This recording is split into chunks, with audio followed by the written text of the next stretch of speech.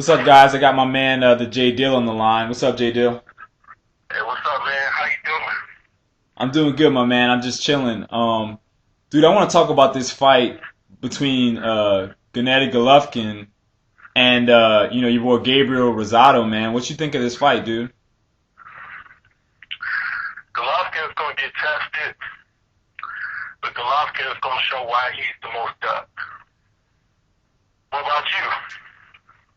Man, I think it's a great fight, dude. I'm really excited about this fight. I think, number one, let me talk about Gabriel Rosado for a bit. He's coming off of a title eliminator, which he won. He beat Charles Whitaker, and he's been Right. beaten. Yeah, and he's been beating, a couple of guys this year, and he's been looking really good.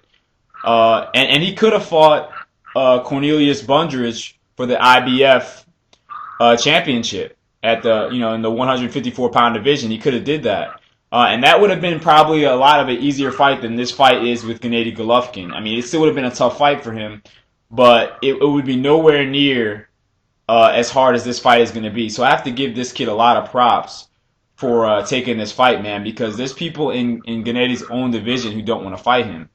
And this guy Rosado has a lot of heart, and he's gonna need that in this fight. Um, I see Golovkin just being too strong for him, like you said. Golovkin, he can hit, man. He's a heavy hitter. He's got heavy hands. I will say he is there to be hit. And that's one thing I will say. He does have some flaws. And Rosado can exploit that with good movement. And just disciplined, pressure. But I just don't see in him being able to handle the power of Golovkin.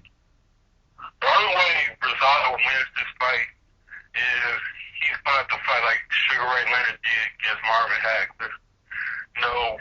Move around, jab, throw combinations at the angle, and hold him so he can lose some of his power, but keep him moving, keep him missing, and each time he overextends his punches, make him pay for it. Land that right hook, land that left uppercut. Golovkin's going to have to respect you. But if I know Golovkin like I know him for the past 2 or 3 years, all that dude was going to do is adjust, hit you from a certain angle, and as soon as you move it at your back foot, he's going to step on your lead foot and land a mean, vicious left hook. You're going to get stunned, go into your body and land that right hook, and you're out of there. That's what I see happening in that fight. Yeah, right hook, good night, man. Golovkin is scary. Golovkin is really scary, and we were talking about how he cuts off that ring, man. He's a monster in there. And Rosado has good movement. He has good foot movement. And he's gonna need that in this fight. And that's why another reason I really like this fight, because number one, I think this is a big test for Golovkin. And it's a pretty good, as big of a test as Rosado's going to get in his career. But to me, this might actually show us a little glimpse of how, Golovkin does in there against a guy who could really move around. This is going to be the best mover that he's fought, in my opinion. I think he's fought a couple of movers, but this guy, his movement is going to be probably the best that he's fought. And maybe this will tell us a little bit. Against the rail, right? What's that? This is going to be the best movie he has faced since his amateur days against Andre Carrell, right? Right. We're not counting his amateur days, right? In the pros, this is gonna be, the best mover that he's faced. But yeah, you brought up a good point. I actually forgot that. Yeah, he took out Andre Dirrell in the amateurs. That's a good point. So once again, this guy, people forget about how good his pedigree is, and he, of course, knocked out Boutte in the Olympics. So, he's seen a lot. And to me, I'm ready to see him fight Sergio Martinez, man. Sergio Martinez needs to step up to the plate and fight this guy. And I know a lot of people are out there and they're saying that, Golovkin doesn't have a big name and blah, blah, blah. But HBO is really trying to build Golovkin, man. He's going to be fighting in Madison Square. And it's going to be HBO televised. And Max Kellerman has said it himself. He wants to see Sergio fight Golovkin. So for a lot of you Sergio fans out there, I've even said it. If I had to pick between Sergio and Golovkin, I'd probably, to be honest, I'd probably pick Sergio to win the fight.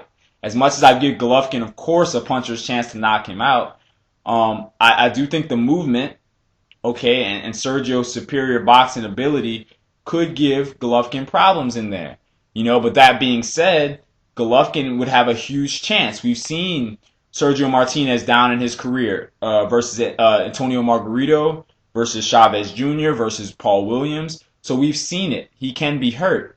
Okay, and I think in the back of Sergio's head somewhere, that's why he doesn't want this fight, because he knows there's a chance that he could lose it. You know? But my thing is this, like, eventually Martinez is going to realize, for one, he's too old. Then somebody like Canelo's going to feel confident enough to move up and weigh and fight him, unless he wants to weight train Martinez.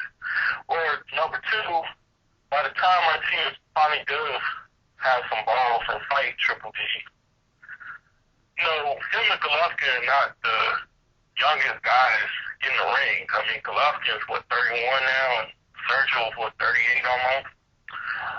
So that's the equivalent of Cotto versus Marquez in that ring. Go by age difference and stuff. But at the same time, even if they fought, Martinez has shown, even though he can handle straightforward fighters, he could possibly get popped by somebody like Golovkin, because even Chavez Jr., but Chavez Jr. finally put the pressure on the dude. Because dude got tired out, and Chavez Jr. finally timed him. Got in, landed that left hook, Sergio was out there. And who hits harder than Chavez Jr.? Golovkin. That's right. Imagine what, and Golovkin isolates that ring better than Martinez does. So, I mean, not Martinez, but Chavez Jr. does. But back to Rosado. What I like to see is Rosado, land some shots, hold Golovkin, land some more shots, go to the body, hold Golovkin, drain his power, jab him, frustrate him, and, rough him up a little bit too. Make Golovkin fight from the back foot a little bit, pressure him on the rope somewhat, and he possibly can win the fight. He'll get some confidence. Probably win by decision, because Golovkin shown he got a chin. So if he's facing a guy with a chin, with some power, and some brutal force, with strength, I mean, the tough thing with Golovkin is he likes to time you. He likes to come in without jabbing you in anything and just land some shots. It's frustrating to fight a style like that. Right, right, and that's where I feel like Golovkin needs to work on. Antonio Margarito is a better version. Right, and he needs to develop more of a jab and a little bit of boxing ability, and I think he is working on it and getting better. And like I said, man, this is going to be a really great test for him against a guy like Rosado, who could come in there and show you different things. So like I said, this is a really good fight. Yeah, I do see there's ways that Rosado can win also. Like you said, man, just good movement. Golovkin's gonna come in there and really try to make Rosado respect his power. And the question is, when he feels, that left hand or that right hand of Golovkin, is that gonna just change the way that Rosado tries to fight, man? Because the old saying, everybody's got a plan until you get hit. So the question is gonna be, after this guy tastes some of that power, some of that kryptonite, what is he gonna do? You know what I mean? Golovkin can win this fight early. Go to Rosado's body. Golovkin likes to go to the body as well. A lot of people don't give Triple G credit. He's very underrated as a body puncher. Yeah. Sometimes his knockouts get set up by his body punches. It'd be devastating to look at too. So if he pressures Rosado to the ropes and hits him to the body, that's gonna bust dude's pipes, and that might be an early knockout or something. So yeah, we'll see, man. But the one thing I'll say about Rosado, man, is that kid has heart, man. The Puerto Rican has heart, man. I give him that. And I really like watching him fight too. So this, like I said, for me, this is gonna be, I'm gonna be a kid in the candy store watching this fight, man. I'm really looking forward to this one, man. You got any more thoughts? It's January 19th, right? That's right. Let me ask you this, man. Let me ask you this. Who do you think would win a fight between Sergio Martinez and Gennady Golovkin, and how would you see that fight playing out? Golovkin, 9th round knockout. Damn, okay. Reason being, Martinez, he's going to tire out if he allows Golovkin to pressure him. If he does any exchanging, Golovkin is going to go straight for the kill. Right. Martinez is going to win some early rounds, show his hand speed, show that he got some power, fight from the outside, fight at angle, hold Golovkin, turn him around, never get him set up for anything. I mean, I know that's how you envision live from the fight. But eventually, Golovkin is just going to use his brutal force, show Martinez that his punches don't mean shit, and eventually start going to jabbing his body, hitting him with right hooks to deliver, going to throw some solar plex shots, and Sergio is going to try to show what kind of heart he got by trying to exchange some shots with some hooks to get Golovkin off him. Then Golovkin is going to land that one left hook that's going to knock him the fuck out. Right. It's going to happen. It's going to be an entertaining fight too. The HBO, Jim Lampley is going to sound like he got work out. I'm watching it. So No. Hey, look, man, don't get me wrong. I see where you're coming from because I can see the fight going that way as well because, number one, the ultimate proof of that is the Chavez Jr. fight. People forget that the style that Sergio uses is a young man's style, and this guy is up in there in age, like you said, okay? So his conditioning has to be top-notch, man, and he started gassing towards the end of that fight, and he got caught. Before you get to that point, name the fighters that knocked down Sergio Martinez. You got Antonio Margarito, you got Kelly Pavlik, you got Paul Williams. And what they all got in common?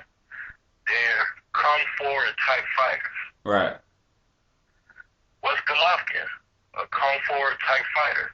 And what else they got in common? They carry heavy hands.